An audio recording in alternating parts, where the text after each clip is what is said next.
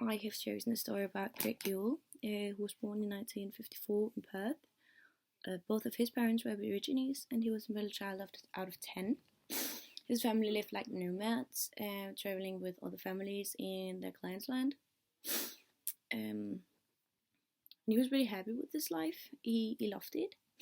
And then when he turned 8, his dad got a railway job, which meant they had to move to a small town, live in a house, and go to school and stuff like that. But he was pretty okay with it, because he was with his family, and it was a big, loving, caring family.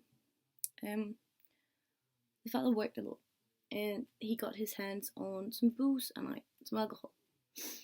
And at the time, alcohol was restricted for the Aborigines. But he got some alcohol, and then he started drinking it, got drunk, and the mother felt as if she needed to join in, so she did.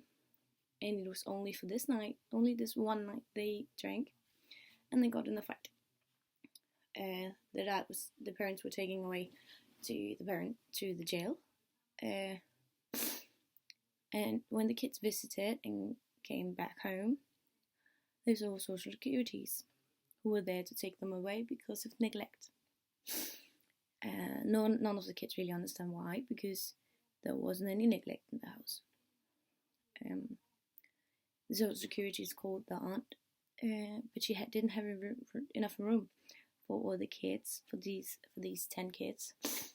So the social securities just stopped trying. They didn't call any other family members, and then they dropped them off at a missionary camp in Esperance, which was about a drive away from Perth, where the kids lived. And they got dumped at the doorstep and left alone. No one to greet them, no one to take care of them, nothing. The other kids at the camp were from a different tribe, which meant that these kids, Greg and his siblings, was the outcasts. They met a lot of hatred and anger and resentment because nobody really understood them, their language, their customs, their culture, and no one really seemed to care. In this camp, the boys raped the girls, but the missionaries didn't care because it wasn't their job to care. It was only their job to make sure that all these Aboriginal kids were made into Christians. So yeah, a lot of rules and strict order, which really didn't go along with the lifestyle that Greg experienced.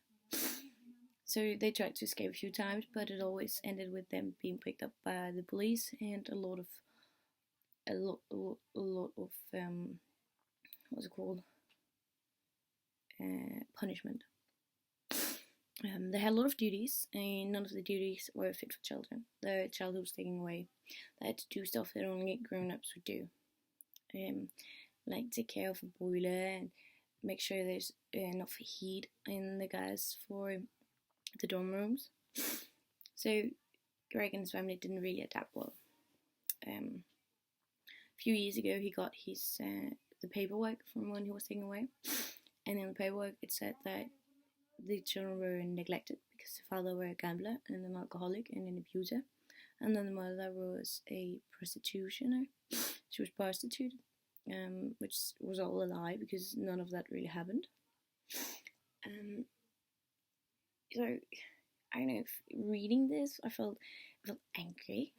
I felt like how can someone lie this bad to get, I don't know, they ruined the life of these children. They got taken away from their mom and their dad, and they never really found them again, because when they got kicked out of this missionary camp when they turned 17, their mom and dad didn't live anymore. They had taken their own lives because they grieved. They were full of sorrow, so they took their own lives. So they ruined the social securities. They ruined the lives of these children, and it's heartbreaking. I mean, how can anyone do something like that just because they felt like this race can't exist anymore? We are the superior race. Our beliefs and faith are even more superior, and I feel like it's just so wrong. It makes me so angry and aggravated. I mean, it's painful to read. And I noticed scrolling through all the stories in this website almost all of them has a intro and opening starting with I need to tell the story for the future generations. People and people need to understand what happens and stuff like that. It said at the webpage that um the people telling these stories, they felt the need to do it because they wanted people to understand what had happened to them in the past generations, and they wanted people to understand that they weren't treated well. And a lot of them thinks that white people and Christians, they thought or think that the kids who were taken away, the stolen generation, had a good life where they was taken away because they didn't have to grow up in poverty. But that doesn't. I mean, Greg was poor, but he lived a perfectly fine life. He didn't feel poor because he had a loving, caring family, and it was no neglect. They had everything they needed. They had food on the table. They didn't starve or was punished or anything like that. They starved at the missionary home, and they were punished at the missionary home, and they were taken away from their families. And I mean, it's all just so wrong. It makes me angry and sad